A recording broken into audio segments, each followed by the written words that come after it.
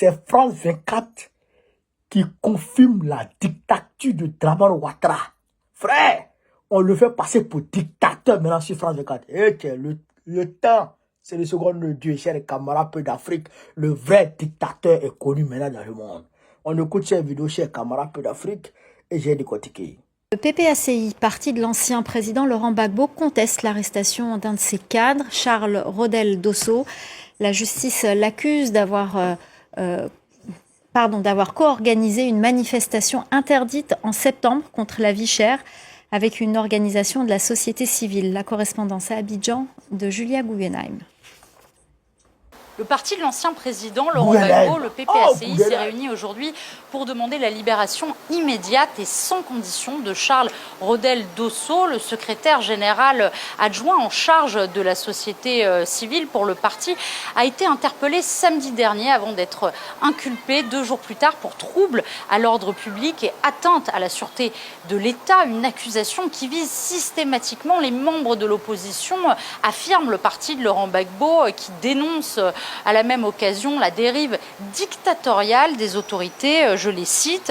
Alors la justice reproche à Charles Rodel Dosso d'avoir co-organisé, malgré les interdictions, une manifestation contre la vie chère en septembre dernier, ce que démente à la fois le parti et le collectif d'organisation de la société civile qui a organisé cette marche contre la vie chère et qui d'ailleurs se défendent de toute affiliation politique. Charles Rodel Dosso a en revanche bien participé à cette manifestation suite à laquelle une trentaine de personnes avaient été interpellées. 19 d'entre elles ont été condamnées à 6 mois de prison ferme pour trouble à l'ordre public et son principal organisateur, lui, est toujours en attente de son procès. Il risque jusqu'à 20 ans de prison pour incitation à l'insurrection.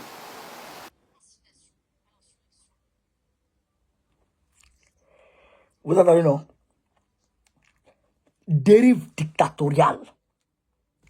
C'est France 24 aujourd'hui qui parle de dérive dictatoriale. Frère, ah non. Le temps, c'est le second de Dieu. Qui aurait cru que France 24 allait dire de Dramane un dictateur? Hein? Chers camarades d'Afrique, il faut croire. Il faut croire. Donc, à partir de ce moment, Dramane Ouattara est paniqué. Il est paniqué. Il ne sait pas quand est-ce qu'ils vont faire le coup. Il ne sait pas d'où est-ce que le coup va venir. Parce qu'aujourd'hui, il y a Américains avec l'Africom et il y a les Français avec les forces spéciales françaises. Les forces françaises de Côte d'Ivoire, les FACI. Forces françaises, les FFC, les forces françaises de Côte d'Ivoire. Donc on ne sait pas qui va le taper, mais c'est plus proche. Je vais vous dire une chose, c'est proche des Américains que des Français. Mais c'est en coordination, ils sont ensemble. Parce qu'eux, ils veulent le limer. Hein, sa vieille tête, elle. Sa tête, André, Coco taillé, là. Coco mal taillé, là. Sa vieille tête, là. Donc, eux, ils veulent le limer. Parce qu'eux, ils savent que le PPACI va démarrer. On va démarrer. Le 15, Dramane Didier organise une réunion de préparatifs contre les dérives dictatoriales de Dramane Ouattara, pour faire barrage aux dérives dictatoriales de Dramane Ouattara. Donc, incessamment, le mot d'ordre peut tomber pour dire attaquer. Attaquer Dramane. Alors que si on se lève pour attaquer Dramane, c'est la Côte d'Ivoire qui part en feu. Et si la Côte d'Ivoire part en feu, les Ivoiriens ont combien d'entreprises en Côte d'Ivoire?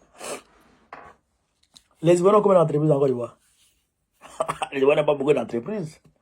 Les activités seront bloquées. Et aujourd'hui, les Occidentaux sont sur le sauve-qui-peut. Les catastrophes naturelles les frappent. L'ouragan Milton aux États-Unis est en train de frapper les côtes de la Floride. Ça ne va pas. Au niveau du Moyen-Orient, ils sont en train de perdre. Donc, si cela vient s'ajouter à leur, comment on appelle ça, à leurs intérêts qui sont en Côte d'Ivoire. Parce que quand ça démarre, là, on sait qui défend Draman. On sait qui le défend. On sait que c'est les Occidentaux qui le défendent. Donc, quand ça a démarré, là, comme ce qui s'est passé au Sénégal, là, leurs intérêts ont pris feu au Sénégal. Donc, ça veut prendre feu en Côte d'Ivoire. Et ils ne sont pas bêtes. Draman, là, c'est quoi par rapport à leurs intérêts? Draman, c'est quoi par rapport à leurs intérêts? Et ils vont mettre un gars là-bas ils vont prendre un gars là-bas pour le mettre là. Pour chasser Draman. Ils vont faire un coup d'état sur lui. Ils vont faire un coup d'état sur lui. C'est pourquoi il a peur là. Il accuse Baro Koné d'avoir participé à une réunion avec des gens pour déstabiliser la Côte d'Ivoire. Mais voilà des trucs comme ça. Draman, il devient fou quoi. Il devient fou. Vous comprenez ça? Donc il a peur. Il a peur. Il a peur. Parce que quand on va s'élever tout de suite, quand les Blancs vont voir que leurs intérêts sont perturbés, ils vont le taper. Ils vont l'allumer. Ils vont mettre un gars comme Oligui, comme Damiba, comme Mamadou Doumbouya. Oui. Mais ce n'est pas les Américains qui sont en train de former les gens en Côte d'Ivoire là-bas. Ce n'est pas les Américains qui sont en train de former. Les Français même se retirent. La team, vous venez d'écouter cette vidéo de Suleiman Babo Koné et France 24. Oui, ne vous posez pas beaucoup de questions. France 24 aujourd'hui n'a plus de mal à traiter Alassane Ouattara comme il se doit et de l'appeler par son nom, un dictateur. Il ne faut pas être étonné parce qu'Alassane Ouattara est un vrai dictateur. Et vous voyez qu'ici pour France 24, Alassane Ouattara est en train de gouverner, c'est-à-dire avec une position dictatoriale, autocrate, comme on n'en a jamais vu en Côte d'Ivoire. Aujourd'hui, Rodel Dosso a été arrêté réellement pourquoi? Qui peut nous expliquer aujourd'hui pourquoi Rodel Dosso a été arrêté? Est-ce qu'il y a une bonne raison pour que ce monsieur soit arrêté juste parce qu'il a apporté son soutien, mes chers amis? Juste parce qu'il a apporté son soutien à la société civile qui voulait manifester parce qu'elles avaient faim. Est-ce que c'est normal aujourd'hui qu'on arrête une personne qui se lève et pleure parce qu'il a faim? Et parce que celui-ci a décidé de dire, bon, je joins ma parole à la vôtre pour qu'ensemble, nous puissions dénoncer ce problème alimentaire. En réalité, Alassane Ouattara ne devait même pas se fâcher pour ça. S'il était un président qui avait un peu de jugeote, il allait tout simplement comprendre que c'est un peuple aujourd'hui qui a juste besoin qu'on baisse les prix de certaines denrées alimentaires. Mais au lieu de ça, lui, il a tout de suite fait d'aller arrêter des personnes, les mettre en prison, les condamner et à côté de ça, arrêter Rodel Dosso, le ministre du PPACI, et jeter ce monsieur aussi en prison. Pour quelle raison? Je ne sais pas. Et ce ne sont que des comportements d'un dictateur. 2025 est dans un an. Et voilà que le monsieur il trame déjà. Donc, derrière ça, le PPACI a sorti un communiqué hier.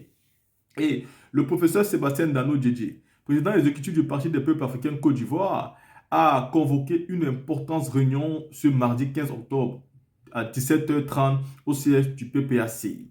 Les responsables du PPACI du district d'Abidjan, listés ci-dessous. La vice-présidente